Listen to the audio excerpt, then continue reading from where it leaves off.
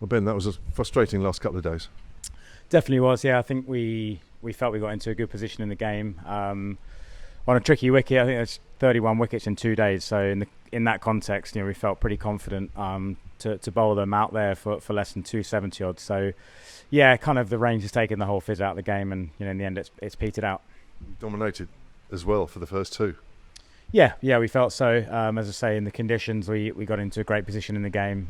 It was a bit of a scrap for everybody. It wasn't an easy pitch, but yeah, as I say, to get a lead of 270, I felt like was plenty on the pitch. And we were very hopeful to bowl Sussex out there, but as I say, winning in September is very difficult. The weather comes in, there's often bad light, not so much here, but the rain comes in, and it's not easy to win championship matches in these conditions. The 8 points you've gained for a draw there, unfortunately, have kind of been extinguished, haven't they, with the 8-point deduction? How do you feel about that? I feel hugely frustrated. I think they had to prove intent. We had intent to produce a poor pitch, and there's absolutely no evidence. I think anybody who knows anything about cricket could see there was no intent to do anything. I think maybe the pitch was a little dry, but which I thought was a really poor decision from those that made it. There was certainly no intent on our behalf. I don't know how they've come up with that decision, but that's out of our hands. I've seen people play on poor pitches in home games for the entire season, and there's no problem. So there's a real lack of consistency to the process, and it just seems like they've plucked a number out of the sky, and everybody works incredibly hard in professional cricket, including ground staff, players, coaches, everybody, and yeah, it just feels like a really poor way to go about it. But as I say, it's out of our hands. We've got to deal with it. The situation now is that with 2 rounds to go, you are 1 place above the relegation zone. Yeah, sure. It's obviously put us right down there.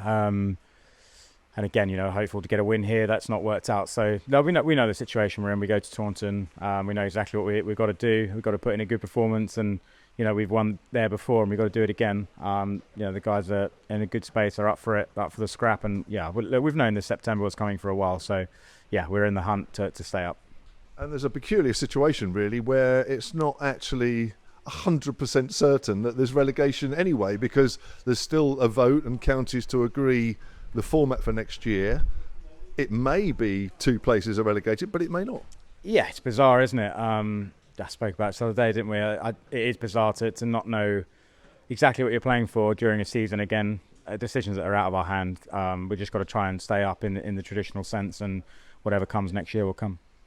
In a busy couple of days off the field, another announcement, A.D. Bill, the head coach, leaving at the end of the season. How do you feel about that? It's really sad, yeah. It's obviously an end of an era. I came, roughly, I think, halfway through AD's time, and I've been hugely grateful. I think all the players will say the same thing. You're quite lucky to play for a coach like AD. I think he cares so much about his players. Hugely passionate about not just the cricket, but people. He'll teach you all sorts of life skills as well as cricket, and yeah, I think everyone's really sad that time's come to an end, but I personally feel hugely grateful to have crossed paths with him and come and played for him. He's been an incredible head coach, and so successful here and around the world. And another development, Washington Sundar, the off spinner from India, coming to join you for the last 2 games. It's a great signing, isn't it? Yeah, hugely exciting cricketer. Obviously would have watched him in the summer like everybody else, and yeah, feel hugely excited he's going to be part of the group to bring his experience with bat and ball. So yeah, it's a great signing, and I'll look forward to him joining the squad.